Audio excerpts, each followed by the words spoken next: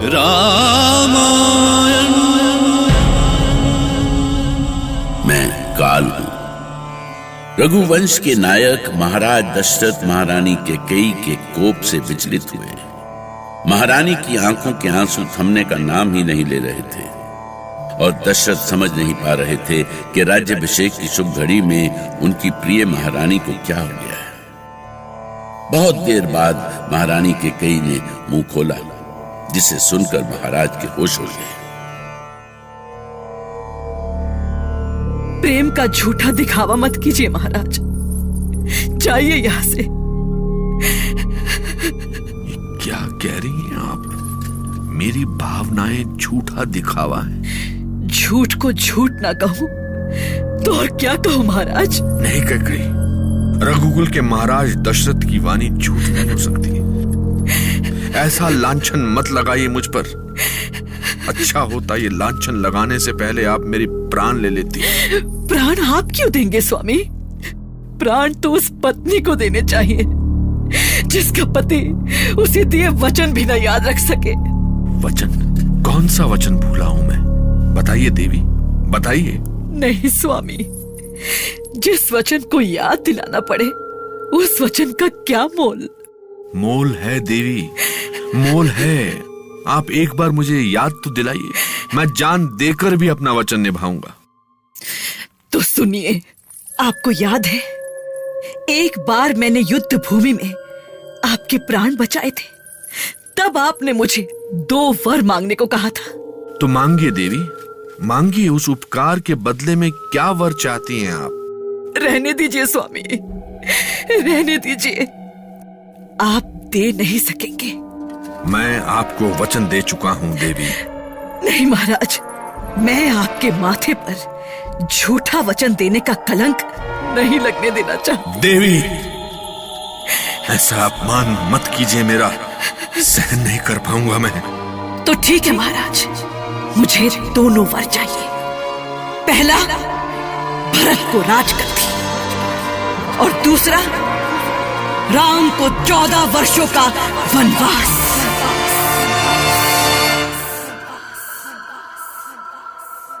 यह आपने क्या मांग लिया देवी? राम को वनवास देकर कैसे जी सकेगा ये दशरथ? इससे तो तुम मेरे प्राण ही मांग लेती। महाराज, महाराज जी, ये क्या हो गया आपको?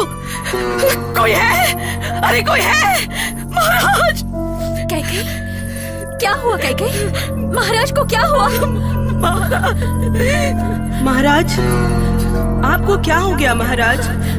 आप कुछ बोलते क्यों नहीं? कुछ बोलिए ना, ईश्वर के लिए कुछ बोलिए। अरे अरे, कोई वैद्य को बुलाए। महाराज अचेत हो गए हैं। सुमित्रा, सुमित्रा, जल्दी किसी को भेजो। कैकेयी, तुम चुप क्यों हो? क्या हुआ महाराज को?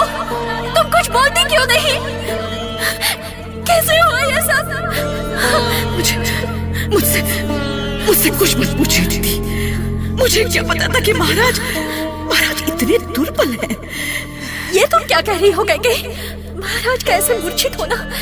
ऐसे कैसे हो सकता है? उनका तो स्वास्थ्य में बिल्कुल ठीक था, फिर क्या हो गया उन्हें?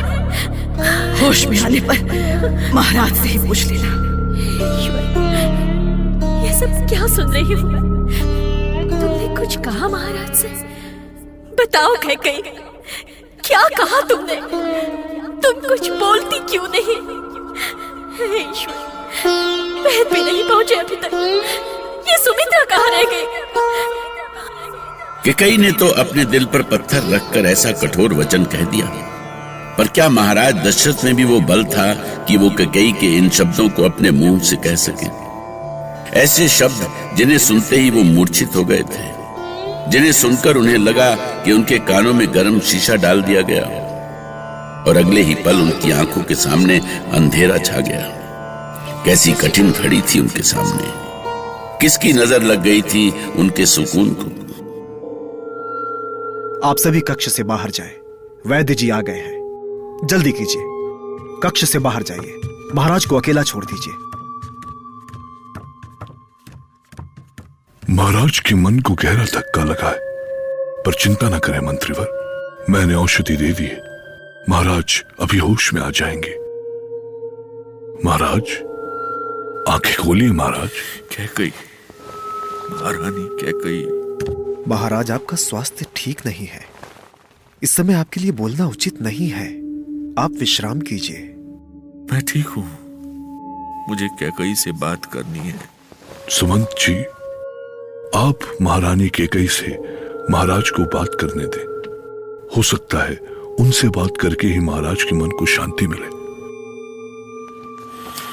कैकई, तुम आ गई कैकई? मैं आ गई हूं महाराज। क्या कहना चाहते हैं आप? तुम कोई और वर मांग लो, मैं ना नहीं करूंगा। मुझे जो मांगना था मांग चुकी हूं। आप अपने वचन से पीछे हटकर रघुकुल को कलंकित करना चाहते हैं तो आपकी इच्छा। राम को वनवास देकर मैं अपनी दृष्टि से गिर जाऊंगा कैकई, और प्रजा को क्या जवाब दूंगा मैं? एक बार फिर सोच लो कैकई। एक बार नहीं, 100 बार सोच चुकी हूं महाराज। आप जानते हैं कैकई अपना मन नहीं बदलती। पता नहीं महाराज क्या बातें कर रहे हैं। मुझे तो बहुत डर लग रहा है सीता।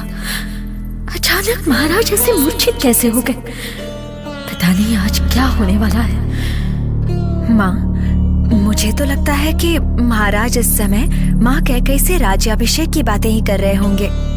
अभी इस समय राज्याभिषेक को छोड़कर और क्या बातें हो सकती हैं? तुम नहीं जानती बेटी सीता, राजमहलों की राजनीति पल पल अपने रूप बदलती रहती है। जाने इस समय किस रंग में रंगी है वो। पर माँ, राज्याभिषेक के उत्सव में कौन सी राजनीति? जिसे पूरा संसार स्वीकार कर चुका है, उसके बारे में कैसी राजनीति? ये तो तुम सोच रही हो बेटी सीता। पता नहीं और लोग क्या सोचते हैं, क्या है उनके मन में। मैं तो सचमुच नहीं समझ पा रही माँ। बस ईश्वर से प्रार्थना है कि अंत में सब शुभ हो। सिंहासन पर कोई भी बैठे, अयोध्या में सदा सुख शांति रहे। राम ने तुम्हारा क्या बिगाड़ा है? क्या तुम उसे पुत्र नहीं मानती? क्या वो तुम्हें मां नहीं मानता? मुझे सच कहने के लिए विवश मत कीजिए महाराज। मैं आपको लज्जित नहीं करना चाहती। जो आवरण पड़ा है उसे पड़ा रहने दीजिए। कैसा आवरण? ये किस आवरण की बात कर रही हो तुम? क्या ये राज्याभिषेक आप जानबूझकर भरत की अनुपस्थिति में नहीं करना चाहते थे? बस बस कैकई, बस। अब मैं कुछ सुनना नहीं चाहता।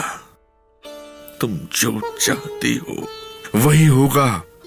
पर बस ईश्वर से मेरी यही प्रार्थना है कि राम को वनवास देने से पहले वो मेरे प्राण ले ले। कोई कुछ भी कहे, पर महारानी कैकई ऐसा कर सकती हैं, मुझे कभी विश्वास नहीं हुआ। उनके जैसी महारानी जो अपने बेटे भरत से बढ़कर राम को प्रेम करती थी, मंत्रा की बातों में आकर राम की शत्रु बन जाए, मुझे इसका विश्वास न हो सका। पर हुआ ये कि कैकई के 2 वचनों को सुनने के बाद फिर महाराज कुछ नहीं बोल सके। महारानी कैकई लगातार बोलती रही और महाराज बेसुध से आंसू बहाते रहे, जैसे उनके आंसू उनकी आंखों से नहीं, उनके हृदय से रिस रहे हों, गहरी पीड़ा के रूप में। राम